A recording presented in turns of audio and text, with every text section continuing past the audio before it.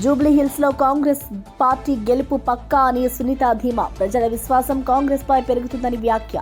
మహిళా కాంగ్రెస్ ఉద్యమం జూబ్లీహిల్స్ లో వేడి.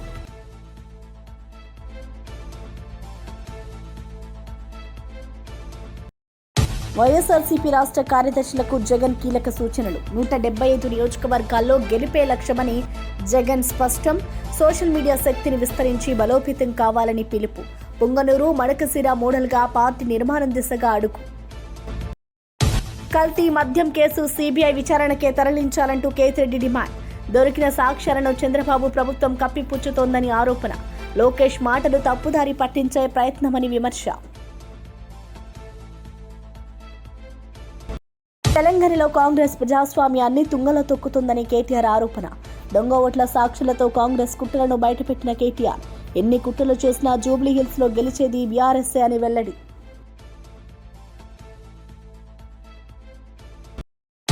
జీజీహెచ్లో చికిత్స పొందుతున్న అనపర్రు బీసీ హాస్టల్ విద్యార్థులను మాజీ మంత్రి విడుదల రజని పరామర్శించారు. చంద్రబాబు అధికారంలోకి వచ్చిన తర్వాత సంక్షేమ హాస్టల్ విద్యార్థులు అనారోగ్యానికి గురవుతున్నారని ఆవేదన వ్యక్తం చేశారు. 31 మంది విద్యార్థులు ఇంకా జీజీహెచ్లో చికిత్స పొందుతున్నారని తెలిపారు. విద్యార్థుల అస్వస్థతకు ప్రభుత్వం ఇప్పటివరకు కారణం నిర్ధారించలేదని విమర్శించారు. వార్డెన్పై విద్యార్థులు ఎమ్మెల్యేకు లేఖ రాసినా స్పందించలేదని పేర్కొన్నారు. వార్డెన్పై తక్షణ చర్యలు తీసుకోవాలని డిమాండ్ చేశారు. విద్యార్థుల భద్రత, ఆరోగ్యం పట్ల ప్రభుత్వం బాధ్యతగా వ్యవహరించాలని కోరారు. ఈ ఘటనపై నిర్లక్ష్యాన్ని సహించమని హెచ్చరించారు. స్పష్టమైనటువంటి నిర్లక్ష్యం అనేది కూడా మనకు స్పష్టమవుతా ఉంది. నేను ప్రభుత్వాన్ని ప్రశ్నిస్తా ఉన్నాను. ఇప్పటికైనా కూడా ఈ ప్రాబ్లంకి సంబంధించి 65 మంది సిక్ అయితే ఇప్పుడు ఈరోజు 31 మంది ఈ జీజీఎస్లో ఉన్నారు. ఒకరు సీరియస్గా ఉంటే ఎయిమ్స్కి కూడా తీసుకెళ్లారు. ఆ ఎయిమ్స్లో ట్రీట్మెంట్ జరుగుతుంది. ఇప్పుడు కూడా ఈ ప్రభుత్వము దీని రూట్ కాజ్ ఏంటనేది తేల్చలేదు. అసలు శాంపుల్స్ తీసుకున్నారా? Food samples, water samples collect చేశారా? పిల్లలంతా కూడా డయేరియా అని చెప్పేసి డైరిక్ సిమ్టమ్స్ ఉన్నాయి. బాగా డిహైడ్రేట్ అయిపోయారు, బాగా సిక్ అయిపోయారు. ఘటన జరిగి 4 రోజులైనా కూడా ఇంకా కూడా ఇంతమంది హాస్పిటల్లో ఉన్నారంటే ఒకసారి ఆలోచన చేయండి. అక్కడ ఉన్నటువంటి పిల్లలు ఆ ఉన్నటువంటి ఎమ్మెల్యేకి ఒక లెటర్ రాశారు. ఈ వార్డెన్ వేధిస్తున్నాడు, బాగా చూసుకోవట్లేదు, సరిగా అన్నం పెట్టట్లేదు, వచ్చిన గ్రాసరీస్ ఏదైతే ఉన్నారో అవన్నీ కూడా మిగిల్చుకుంటున్నారు, సరిగా వండట్లేదు, వండినవి మిగిల్చుకుంటున్నారు, ఏది కూడా క్వాలిటీగా ఇవ్వట్లేదు అని చెప్పి చెప్తుంటే ఈ లెటర్లో వీళ్ళు మెన్షన్ చేసి వార్డెన్ కొడుతున్నారంటే కనీస స్పందన లేదు. ఇప్పటివరకు కూడా ఆ వార్డెన్ మీద ఏమైనా యాక్షన్ తీసుకున్నారా? ఆ పిల్లలు ఆ లెటర్ రాశారు, ఈ లెటర్ రాశారు. మరి ఈ లెటర్ రాసినటువంటి ఆ పిల్లల కన్సర్న్స్, బాధలు ఈ లెటర్లో రాశారు.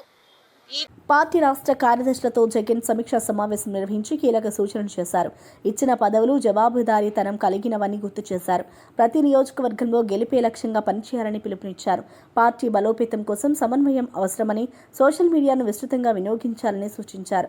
పార్టీ కమిటీల నియామకంలో ఉత్సాహవంతులకు ప్రాధాన్యం ఇవ్వాలని అన్నారు. పార్టీ పిలుపునిచ్చే ప్రతి కార్యక్రమం విజయవంతం కావడానికి సంస్థాగత నిర్మాణమే పునాది అని పేర్కొన్నారు. స్థానిక ఎన్నికలకైనా సిద్ధంగా ఉండాలని సూచించారు. పార్టీ పుంగనూరు, మడకశిర నమూనాగా తీసుకోవాలని చెప్పారు. కమిటీల నిర్మాణం, వాటి మీద ఎక్కడైతే ఆర్గనైజేషన్ స్ట్రక్చర్లో జిల్లా జిల్లా అధ్యక్షుడు తర్వాత కాన్స్టిట్యున్సీ కోఆర్డినేటర్స్ ఆబ్వియస్లీ కీ ఎవరి కోసమైతే మనం అందరం ఎంటైర్ ఆర్గనైజేషన్ పనిచేస్తుందో ఈ 175 నియోజకవర్గాలు గెలవడానికి సపోర్టింగ్ సిస్టమ్ లాగా మనం అందరం చేస్తాము. వాళ్ళు ఆ తర్వాత మండల పార్టీ విభాగాలు, గ్రాస్ రూట్స్ విలేజ్, ఇది ఆర్గనైజేషన్ స్ట్రక్చర్, అదొకటి తయారు. దాని మీద కూడా హెడ్ ఆఫీస్ నుంచి రీజనల్ కోఆర్డినేటర్తో అనుసంధానం చేసుకుంటూ, పార్లమెంట్ అబ్జర్వర్తో అవసరమైన చోట ఫంక్షనల్గా వాళ్ళతో చేసుకుంటూ, వీటి నిర్మాణంలో కూడా మీ రోల్ జాబ్ చార్ట్తో ఉంటుంది. దాన్ని మీరు ఇంప్లిమెంటేషన్ సక్రమంగా చేయగలగాలి. చేస్తేనే మొత్తం బాడీలో కూడా అన్ని ఆర్గాన్స్ పక్కాగా ఉన్నట్టు మనకు కూడా స్టేట్ మొత్తం ఒక స్ట్రక్చర్, ఒక యూనిఫామ్ ఇది వస్తుంది. అన్నిటికంటే ముఖ్యమైనది మన దగ్గర మన పార్టీ ఓ సిద్ధాంతం రాసుకొని దానికోసం అని కూర్చొని తయారైన పార్టీ కాదు. కేవలం ఒక నాయకుడి మీద అభిమానము, ఆయన లక్ష్యాలు ఆయన కోసం నిలబడాలి, ఆయన కోసం ఏమైనా చేయాలని రాజశేఖర రెడ్డి గారి నుంచి వచ్చిన దగ్గర నుంచి, ఆయన వారసుడుగా జగన్మోహన్ రెడ్డి గారితో అడుగులు వేసిన దగ్గర నుంచి ఓ బలమైన ప్రభుత్వ తీరుపై మాజీ డిప్యూటీ సీఎం పీడిక రాజన్న దొర తీవ్రంగా స్పందించారు. ప్రతిపక్షాన్ని తప్పుపట్టడం తప్ప ప్రభుత్వం చేసే పనేమీ లేదని అన్నారు. జాతీయ మానవ హక్కుల సంఘం తీవ్రంగా స్పందించిందని గుర్తు చేశారు. తగిన చర్యలు తీసుకోవాల్సిన అవసరం ఉందని ప్రభుత్వాన్ని హెచ్చరించారు. ప్రజల సమస్యలపై కంటే రాజకీయ విమర్శలకే ప్రాధాన్యం ఇస్తున్నారని విమర్శించారు. ప్రజల భద్రత, ఆరోగ్యం పట్ల బాధ్యత వహించాలని సూచించారు. This is very sad and bad and unfortunate incident in Andhra Pradesh. Never held in before and after also. This is very sorry. Hence we request Honorable Chairperson, National Human Rights Commission and Honorable Chairperson, National SC, National Scheduled Tribes Commission. They are very positive. They are very positive and responded by shocking and have held our voice. They are shocked. There is no politics before poor tribal children who are damaging at, who are facing deaths. So they are very moment at their hearts. They are very sympathy and very kindness and very their words are very merciful. They have said that teams will be sent to visit these spots and also address the Honorable Chief Minister Andhra Pradesh, Honorable Chief Secretary Andhra Pradesh and relating to district collectors what they taken action. You know the incidents told by our MP and ex-deputy Chief Minister. రాష్ట్ర గిరిజన హాస్టళ్లలో బాలికలు hepatitis బారిన పడడంపై మాజీ deputy CM పాముల పుష్పశ్రీవాణి ఆగ్రహం వ్యక్తం చేశారు. RO ప్లాంట్లు సరిగ్గా నిర్వహించకపోవడం, శానిటేషన్ లోపం కారణమని తెలిపారు. కనీస అవగాహన లేని గుమ్మడి సంధ్యారాణి గిరిజన శాఖ మంత్రిగా ఉండడం రాష్ట్ర దౌర్భాగ్యమని అన్నారు. విద్యార్థుల ఆరోగ్యంపై ప్రభుత్వం నిర్లక్ష్యం చేస్తుందని ఆరోపించారు. తక్షణ చర్యలు తీసుకోవాలని డిమాండ్ చేశారు. ఇంటికి పంపించేసి చేతులు దులుపుకున్నటువంటి ఒక అసమర్థ ప్రభుత్వం ఈరోజు ఆంధ్రప్రదేశ్ లో ఉంది అని చెప్పేసి ఈ సందర్భంగా తెలియజేస్తున్నాం. ఈరోజు కేజీహెచ్ కి గిరిజన సంక్షేమ శాఖ మంత్రి గారు వెళ్లడం జరిగింది. గుమ్మిడి సంజయరాణి గారు వెళ్లి బయటకు వచ్చి ప్రెస్ మీట్ పెట్టి ఆవిడ కొన్ని వ్యాఖ్యలు చేశారు. ఆవిడ మాట్లాడుతూ ఏమంటారు అనంటే వాటర్ ఇష్యూ లేదు, వాటర్ బాగానే ఉంది, పిల్లలకి టాయిలెట్స్ ద్వారా వచ్చింది అని చెప్పేసి ఆవిడ చెప్పడం నిజంగా ఆవిడ ఎంపీ గారు అన్నట్టుగా మా గిరిజనుల దౌర్భాగ్యం ఆవిడ మంత్రి అవడం. ఎందుకనంటే మినిమం నాలెడ్జ్ లేదు, కనీస అవగాహన లేదు. ఒక స్టేట్మెంట్ ఇచ్చే ముందు కానీ ప్రెస్ మీట్ పెట్టే ముందు కానీ ఆ అంశం మీద అవగాహన కల్పించుకొని పూర్తి సమాచారం సేకరించిన తర్వాత మాట్లాడాలన్న అవగాహన కూడా ఆవిడకి లేకపోవడం దురదృష్టకరం. ఈరోజు ఆవిడేమంటారనంటే ఆర్ఓ ప్లాంట్ ఉంది అని అంటారు. ఆర్ఓ ప్లాంట్ ఉంది, ఆర్ఓ ప్లాంట్ మీరు మెయింటెనెన్స్ 2 నెలల నుంచి అది పనిచేయట్లేదు, మెయింటెనెన్స్ చేయకపోవడం వల్ల అని చెప్పి ఫస్ట్ నుంచి మేము వాదిస్తున్నాం. ఏదైతే మంత్రి గారు చెప్పినట్టుగా నిజంగానే ఆర్ఓ ప్లాంట్ ఉంది, పని చేస్తే మొన్న 7వ తారీఖున అంటే అరకు ఎంపీ తనుజారాణి గిరిజన బాలికల మరణంపై తీవ్ర ఆవేదన వ్యక్తం చేశారు. ఒకే ఇన్స్టిట్యూట్లో 170 మంది విద్యార్థులు బాధపడుతున్నారని అన్నారు. ప్రభుత్వం స్పందించకపోవడాన్ని విమర్శించారు. మరణించిన విద్యార్థుల కుటుంబాలకు పరిహారం ఇవ్వాలని డిమాండ్ చేశారు. విద్యార్థుల ఆరోగ్య భద్రతపై సమగ్ర విచారణ జరిపించాలని కోరారు. నిర్లక్ష్యంపై బాధ్యులపై చర్యలు తీసుకోవాలని సూచించారు. స్టేట్ గవర్నమెంట్ కి పట్టకుండా ఉందా, లేకపోతే ఇదంతా అవుతున్నప్పుడు మీరు ఏం చేస్తున్నారు? ఒక ట్రైబల్ మినిస్టర్ గా, ఒక డిప్యూటీ సీఎం స్థాయిలో ఉన్న పవన్ కళ్యాణ్ గారు కానివ్వండి, ఎంతో ట్రైబల్ కి ఎంతో చేస్తాము అన్న చీఫ్ మినిస్టర్ గారైనా ఏం చేస్తున్నారు? కనీసం హాస్పిటల్కి వచ్చి కలవడం కానీ, లేకపోతే ఇట్లా జరిగిన తర్వాత ఒక రివ్యూ మీటింగ్ పెట్టుకోవడం కానీ, ఇట్లాంటివి ఏమీ చేయకుండా అది కేవలం వాళ్ళ పర్సనల్ హైజీన్ వల్లనే లేకపోవడం వల్లనే ఇదంతా అయ్యింది అని చెప్పేసి బయట కవరింగ్ ఇవ్వడం అనేది నిజంగా బాధాకరం.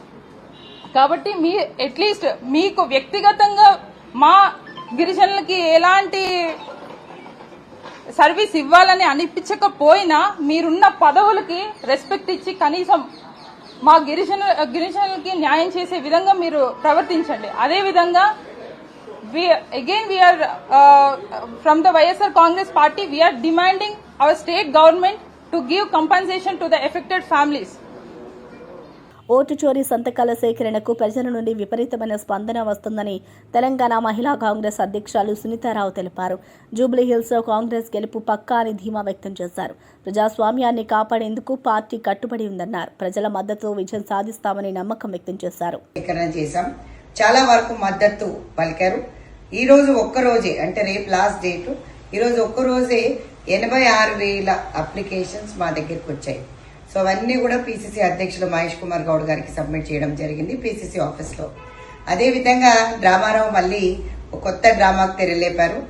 రాహుల్ గాంధీ గారు ఏదైతే ఓట్ చోరీ గురించి మాట్లాడారో, గతంలో లోక్సభ ఎలక్షన్స్లో వారు ఎన్నడూ కూడా ఎప్పుడు కూడా మాట్లాడలేదు. ఆ రోజు వాళ్లకు తెలియని నిజాలు సత్యాలు అంటే మా కళ్ళు కప్పేసి ఓట్ చోరీ చేసి వాళ్ళు గెలవడం అంటూ జరిగిందని చెప్పేసి అని చెప్పకనే చెప్తున్నారు. మీరు ఒకసారి చూసినట్టయితే ఈరోజు కేటీఆర్ గారు మాట్లాడుతున్న మాటలు ఏమైనా విజువల్ చేసి సిరిసిల్లలో పలానా అతని ఓటు ఇక్కడ జూబ్లీహిల్స్ లో ఉందని చెప్తున్నారు. కానీ మీరు నిజంగా చూసినట్టయితే ఖచ్చితంగా గత లోక్సభ ఎలక్షన్స్ లో కానీ 10 ఏళ్ళు వాళ్ళు రూలింగ్ లో ఉన్నప్పుడు ఈ ఓట్లు అనేవి కనపడలేదా? నేను ఒకటే అడుగుతాను, ఈ ఓట్లు అనేది వాళ్ళకి కనపడలేదా? దొంగ ఓట్లు కనపడలేదా? ఇప్పుడే కనిపిస్తున్నాయి. ఓటమి భయం అనేది వాళ్లకు నిజంగా పట్టుకుంది. ఖచ్చితంగా బీఆర్ఎస్ పార్టీ గెలవదు కాక గెలవదు. కల్తీ మద్యం వ్యవహారంపై మాజీ ఎమ్మెల్యే కేతిరెడ్డి వెంకటరామిరెడ్డి మండిపడ్డారు. మేమే కనుక్కున్నామంటూ లోకేష్ చెప్పడం సిగ్గుచేటన్నారు. కల్తీ మద్యాన్ని అరికట్టడం బదులు దాన్ని కప్పిపుచ్చే ప్రయత్నం చేస్తున్నారని ఆరోపించారు. దీనిపై థర్డ్ పార్టీ లేదా సిబిఐ విచారణ జరగాలని డిమాండ్ చేశారు. ప్రభుత్వం బాధ్యత వహించాలని పేర్కొన్నారు. ప్రయత్నం చేస్తున్నారు.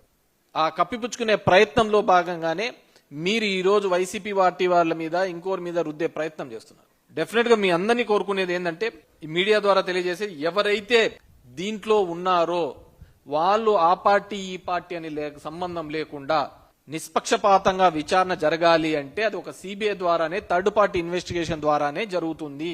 మొదటి నుంచి కూడా బురద జల్లే రాజకీయమే. రాజశేఖర రెడ్డి కావచ్చు, జగన్మోహన్ రెడ్డి కావచ్చు, మొండోడు కాబట్టి నిలవన్నారయ్యా. లేకుంటే మీరు చేసే పనులకు ఎవడైనా కానీ బిచ్చాన్ని ఎత్తుకోబోల్సిందే. ఎన్టీఆర్ లాంటి వాళ్ళ మీరు నాశనం చేసి పెట్టరే. తెలంగాణలో కాంగ్రెస్ పార్టీ అడ్డదారులు తొక్కుతుందని బీఆర్ఎస్ వర్కింగ్ ప్రెసిడెంట్ కేటీఆర్ ఆరోపించారు. ప్రజాస్వామ్యాన్ని తుంగలో తొక్కుతుందని విమర్శించారు. ఎన్నికల్లో గెలవడానికి కుట్రలు చేస్తున్నారని అన్నారు. సాక్ష్యాలు ఆధారాలతో కాంగ్రెస్ అవకతవకలను బయటపెట్టినట్లు తెలిపారు. జూబ్లీహిల్స్లో గెలిచేది బీఆర్ఎస్ఏనని ధీమా వ్యక్తం చేశారు. ప్రజాస్వామ్యాన్ని పూర్తి స్థాయిలో పరిహసించడానికి, తుంగలో దొక్కడానికి, ప్రజాస్వామ్య విలువలనేది లేకుండా చేసి ఎన్నికల్లో గెలవడానికి ఎన్ని అడ్డదారులు దొక్కుతున్నారో మీ ముందు సాక్ష్యాలతో సహా ప్రజెంట్ చేయాలన్న ఉద్దేశంతోనే ఈరోజు ఈ సమావేశాన్ని ఏర్పాటు చేయడం జరిగింది. ఈరోజు మీకు చెప్తున్న విషయాలన్నీ కూడా దాదాపుగా నిన్న మన సెంట్రల్ ఎలక్షన్ కమిషన్కి సంబంధించిన state chief executive officer, state CEO Sudarshan Reddy గారు ఎవరైతే ఉన్నారో వారికి కూడా నిన్న పూర్తి ఆధారాలతో సహా, పూర్తి వివరాలతో సహా వారికి కూడా అందజేయడం జరిగింది. నేను ఇది మీకు ముందు చెప్పే ముందు ఒక 2 విషయాలు చెప్పాలి. ఒకటి, కాంగ్రెస్ పార్టీ ఈరోజు ఎన్ని అడ్డదారులు తొక్కినా, ఎన్ని కుట్రలు కుతంత్రాలు చేసినా ముమ్మాటికి జూబ్లీహిల్స్ ఉప ఎన్నికల్లో గెలిచేది మాత్రం ఖచ్చితంగా బీఆర్ఎస్ పార్టీయే గెలుస్తుంది. అయినప్పటికీ ఆ గెలుపు మీద మాకు పూర్తి భరోసా ఉన్నప్పటికీ కాంగ్రెస్ ఎంత డెస్పరేట్గా ఉంది గెలవడానికి, ఎన్ని రకాల అడ్డదారులు తొక్కి నానా గడ్డి తినైనా సరే ఈ ఎన్నికల్లో గెలవడానికి ఎన్ని కుట్రలు చేస్తున్నది, ఎన్ని కుతంత్రాలు చేస్తున్నది, అది ప్రజలకు చెప్పడానికి, అట్లాగే రాష్ట్రంలోని ప్రతి ఒక్కరికి చెప్పడానికే ఈ మా ప్రయత్నం. దయచేసి నేను మీడియా మిత్రులను కూడా కోరుతా ఉన్నా, నేను చెప్పే ప్రతిదీ కూడా నాకు ఎక్కడి నుంచి వచ్చింది సమాచారం అంటే ఎలక్షన్ కమిషన్ ఇచ్చిన ఓటర్ లిస్ట్ నుంచే మాకు వచ్చింది. ప్రతిదీ కూడా మేము ఫీల్డ్ వెరిఫికేషన్ చేసి ఎన్నికల కమిషన్ ఇచ్చిన ఓటర్ లిస్టు, తుది ఓటర్ లిస్ట్ ఏదైతే వారు ఇచ్చారో ఆ ఓటర్ లిస్ట్ ఆధారంగానే నేను మాట్లాడుతున్నాను తప్ప ఇందులో ఏది కూడా కల్పితం కాదు, ఏది కూడా మరి ఎక్కడి నుంచో బయట నుంచో వచ్చింది కానే కాదని మాత్రం ముందుకు చెబుతూ, బీసీ రిజర్వేషన్ల విషయంలో తప్పుడు అవగాహనలను పక్కన పెట్టాలంటూ తెలంగాణ జనసమితి అధ్యక్షుడు ఆచార్య కోదండరాం చెప్పారు. ఆయన ప్రకారం రిజర్వేషన్లు సామూహిక హక్కుల కోసం ఉండాలి, వ్యక్తిగత ప్రయోజనాలకు కాదు. ఈ సందర్భంలో బీసీ సమూహాల ప్రగతి, సామాజిక న్యాయం, విద్య మరియు ఉద్యోగ అవకాశాల సమాన పంపిణీపై దృష్టి పెట్టడం అత్యంత అవసరమని ఆయన తెలిపారు. భారతదేశం ఒక ప్రజాస్వామిక దేశంగా ఎదగాలన్నా, నిలబడాలన్నా ఈ రిజర్వేషన్లు కీలకం. వాటిని అంగీకరించాలి. ఆమోదించాలి, సర్వజనులు అమలుకు పూనుకోవాలని చెప్పి ఈ సందర్భంగా మేము పిలుపునిస్తున్నాం.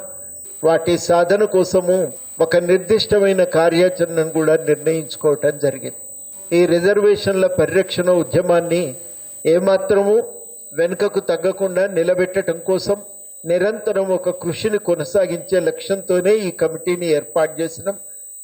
ఎన్నికల నోటిఫికేషన్ అడ్డంగా స్టే ఇవ్వడం అనేది రాజ్యాంగ పరమైనటువంటి అవరోధం ఉన్నది. సుప్రీంకోర్టు తీర్పులున్నాయి. అయినప్పటికీ కూడా కోర్టు స్టే ఇచ్చి బీసీల నోటికాడి అన్నం ముద్దను లాక్కున్నది. బీసీ సంఘాలు 32-33 సంఘాలు ఇది కొట్టేయాలి, రిజర్వేషన్లు జరపాలి, అది జీవో అమలు చేయాలని చెప్పి కేసేశారు. బీసీల వాదన వినకుండా హైకోర్టు ఏకపక్షంగా ప్రభుత్వ వాదన ఉన్నది, రిజర్వేషన్ వ్యతిరేకుల వాదన ఉన్నది. బీసీల వాదన వినకుండా స్టే ఇవ్వడం పట్ల దీనిని బీసీలు అవమానంగా భరిస్తున్నారు. అన్ని కులాలు కూడా పోటీ పడి మేము ఈ రోజు పోరాడతామని ప్రతి ఒక్కరు కూడా తిరుగుబాటు చేయడానికి ఎక్కడికక్కడ ఉద్యమిస్తున్నారు. ఈ ఉద్యమం ప్రజల ఆకాంక్ష, ఆశయాలకు తగ్గట్టుగా అన్ని పార్టీలు ముందుకు రావాలి. విశాఖపట్నంలో గూగుల్ డేటా సెంటర్ స్థాపన ద్వారా ఆంధ్రప్రదేశ్ ప్రభుత్వం 10,000 కోట్లకు పైగా ఆదాయం పొందే అవకాశం ఉందని కేంద్ర మంత్రి పెమ్మసాని చంద్రశేఖర్ వెల్లడించారు. ఈ డేటా సెంటర్తో పాటు ఇతర ప్రముఖ సాంకేతిక సంస్థలు కూడా విశాఖకు రావడానికి ఆసక్తి చూపుతున్నట్లు ఆయన తెలిపారు. గూగుల్ విశాఖలోని రాకున్నందుకు ప్రధానమంత్రి మోదీ, ముఖ్యమంత్రి చంద్రబాబు నాయుడు మరియు రాష్ట్ర పరిశ్రమల శాఖ మంత్రి నారా లోకేష్ విశేష కృషి చేశారు. బెంగళూరు కానీ హైదరాబాద్ తీసుకుంటే ఐటీ ఇండస్ట్రీ మెచ్యూర్ అయిపోయింది. ఒక ప్లేస్లో ఒక ఇండస్ట్రీ మెచ్యూర్ అయినప్పుడు మళ్ళీ దాన్ని ఇంకో ప్లేస్లో రెప్లికేట్ చేయడం అనేది చాలా కష్టమైనటువంటి పని. సో ఒక స్ట్రాటజిక్ ప్లానింగ్లో ఏమైతే మెచ్యూర్ అవ్వని బిజినెస్లు, కొత్త బిజినెస్లు ఏమున్నాయి వాటిని మనం ఎర్లీగా తీసుకొచ్చి ఎకో సిస్టమ్ని ఎలా బిల్డ్ చేయాలనే ఉద్దేశంతో వచ్చినటువంటిదే. ఇప్పుడు ఏఐతో ఉన్నటువంటి ఏఐకి చాలా కంప్యూటింగ్ పవర్ కావాలి, డేటా సెంటర్స్ కావాలి. కాబట్టి దీన్ని మనం అందిపుచ్చుకోవాలని ఒక స్ట్రాటజిక్ ఐడియా తీసుకొని ముఖ్యంగా నారా లోకేష్ గారు గత 1 year నుంచి బ్యాక్గ్రౌండ్లో సిస్టమేటిక్గా ఈ డేటా సెంటర్స్ అన్నిటి మీద వర్క్ చేసుకుంటూ వచ్చారు. ఈ వర్క్ చేసినప్పుడు డేటా సెంటర్స్ అంటే ఈ పెద్ద పెద్ద కంపెనీస్కి డేటా ప్రైవసీ ఇష్యూస్ ఉంటాయి. గవర్నమెంట్ పాలసీస్ స్టేబుల్గా ఉండాలి, మార్చకూడదు, ట్యాక్స్ స్ట్రక్చర్ మార్చకూడదు. పెద్ద పెద్ద కంపెనీలు ఇప్పుడు ఈ రోజున వచ్చేటువంటి ఇన్వెస్ట్మెంట్ $10 billion అంటే దాదాపు రూపాయి విలువ తీసుకుంటే 90,000 కోట్ల రూపాయల విలువ చేసే ఇన్వెస్ట్మెంట్ పెట్టాలనుకున్నప్పుడు కంపెనీలు చాలా ఆలోచిస్తాయి. వీటన్నిటికి కావాల్సినటువంటి రీఅష్యూరెన్స్ సెంట్రల్ గవర్నమెంట్ ఈ రోజు ఉన్నటువంటి అశ్విని వైష్ణవ్ గారు కానీ అదేవిధంగా ప్రధానమంత్రి మోదీ గారు ఆ రీఅష్యూరెన్స్ ఇచ్చారు. ఇచ్చే విధంగా లోకేష్ గారు, చంద్రబాబు నాయుడు గారు 1కి 10 సార్లు ఫాలో అప్ చేసి అంతా ఒక స్టేజ్కి తీసుకొచ్చి ఈరోజు ఒక చారిత్రక ఘట్టంలాగా తీసుకొస్తా ఉన్నారు. మొట్టమొదటిగా నిజంగా నేను మనస్ఫూర్తిగా ఈ రోజున లోకేష్ గారిని అభినందించాలి. అంటే ఇంత హార్డ్ వర్క్ చేసినప్పుడు ఇది entire credit goes to him. ఇది నా ఒకటి. రెండోది దీనివల్ల రాష్ట్రానికి జరిగేటువంటి ప్రయోజనాలు. ఒకటి ఇందాక నేను చెప్పినట్టు ఒక ప్రాంతంలో ఒకటి వచ్చినప్పుడు ఎకో సిస్టమ్ బిల్డ్ అవుతుంది. ఇప్పుడు మీరు చిన్న చిన్న గ్రామాల్లో, పట్టణాల్లో చూస్తేనే ఒక దగ్గర గోల్డ్ షాపులు ఉంటాయి, పక్కన 10 గోల్డ్ షాప్స్ పెడతారు. ఆటోమొబైల్ షోరూమ్స్, ఎందుకంటే కస్టమర్ అక్కడికి వచ్చినప్పుడు వాళ్ళకి ఆ ఎకో సిస్టంలో ఒక దాంట్లో నుంచి వచ్చి బిజినెస్ వస్తుంది. డేటా సెంటర్స్ అయినా అంతే. ఈ ఎకో సిస్టమ్ అంతా బిల్డ్ అయిపోయి అక్కడ కావాల్సినటువంటి మ్యాన్ పవర్, లార్జ్ డేటా సెంటర్కి కావాల్సిన కూలింగ్ ఇన్ఫ్రాస్ట్రక్చర్, పవర్ ఇన్ఫ్రాస్ట్రక్చర్ ఇవన్నీ వైజాగ్కి వచ్చేటువంటి అవకాశం ఉంటుంది. కాబట్టి ఒక డేటా సెంటర్లో ఇప్పుడు 90,000 కోట్ల రూపాయలు పెట్టుబడి వస్తే నంబర్ 1 అది కట్టేటప్పుడు దాదాపుగా 5 నుంచి 6 వేల మందికి జాబ్స్ వస్తాయి. పవర్ ఇన్ఫ్రాస్ట్రక్చర్ వాటికి సంబంధించినవి. 2 లాంగ్ టర్మ్ మెయింటెనెన్స్లో హై పేయింగ్ జాబ్స్ ఒక 1000 పైన ఈజీగా వస్తాయి ఈ ఒక్క డేటా సెంటర్లో. ప్రతి డైరెక్ట్ జాబ్కి indirect jobs at least 4 to 6 times తీసుకుంటే మీరు కట్టేటప్పుడు ఒక 20,000, తర్వాత లాంగ్ టర్మ్లో ఒక 5 to 6 ఈ ఒక్క డేటా సెంటర్ ద్వారా వస్తుంది. రెండోది డేటా సెంటర్ ద్వారా వచ్చేటువంటి రెవెన్యూ దాదాపుగా ఎస్టిమేటెడ్, నాకు 100% చెప్పలేను కానీ ఎస్టిమేటెడ్ 10,000 కోట్ల రూపాయల వరకు ఒక డేటా సెంటర్ నుంచి స్టేట్ గవర్నమెంట్కి వచ్చే అవకాశం ఉంది. ఇది సీడ్ అయినప్పుడు దీని పక్కన వచ్చేటువంటి డేటా సెంటర్లో రేపు అన్ని యాడ్ అయితే ఆ మల్టిప్లయర్ ఎఫెక్ట్ చాలా ఎక్కువ ఉంటుంది. ఈ విధంగా ఎంటైర్ ఆంధ్రప్రదేశ్కి ఒక పాజిటివిటీ, ఒక మూమెంటం, ఒక ఏఐ, మన అమరావతిలో ప్రజలకు నాణ్యమైన వైద్యం అందించడానికి పీపీపీ పద్ధతిలో మెడికల్ కాలేజీలు మరియు ఆసుపత్రులను అభివృద్ధి చేస్తున్న సందర్భంలో రాజకీయ రంగంలో విష ప్రచారం జరుగుతున్నాయని 20 సూత్రాల అమలు కమిటీ చైర్మన్ లంకా దినకర్ అన్నారు. 17 వైద్య కళాశాలలకు అభివృద్ధి చేయడానికి మొత్తం 8,500 కోట్ల రూపాయలు అవసరమని ఆయన తెలిపారు. అయితే జగన్ ప్రభుత్వం కేవలం 1,500 నుంచి 1,600 కోట్ల రూపాయలకే ఖర్చు చేస్తుందని ఆయన ఆందోళన వ్యక్తం చేశారు.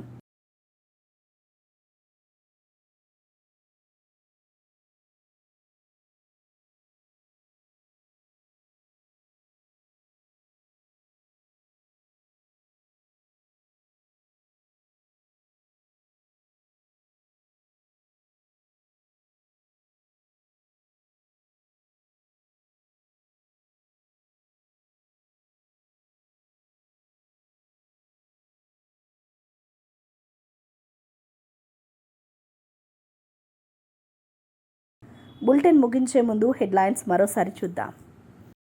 జూబ్లీహిల్స్లో కాంగ్రెస్ పార్టీ గెలుపు పక్కా అని సునీత ధీమా. ప్రజల విశ్వాసం కాంగ్రెస్ పై పెరుగుతుందని వ్యాఖ్య.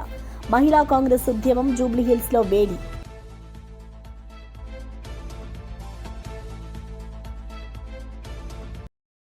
వైఎస్ఆర్సీపీ రాష్ట్ర కార్యదర్శులకు జగన్ కీలక సూచనలు. 175 నియోజకవర్గాల్లో గెలిపే లక్ష్యమని జగన్ స్పష్టం.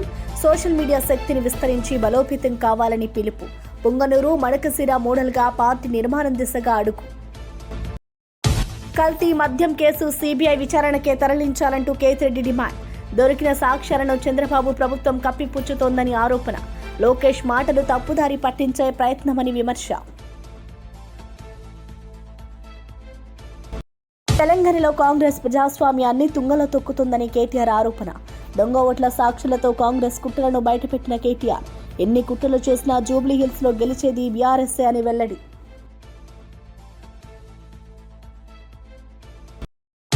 ఇవి బులెటిన్ విశేషాలు. చూస్తూనే ఉండండి రియల్ న్యూస్.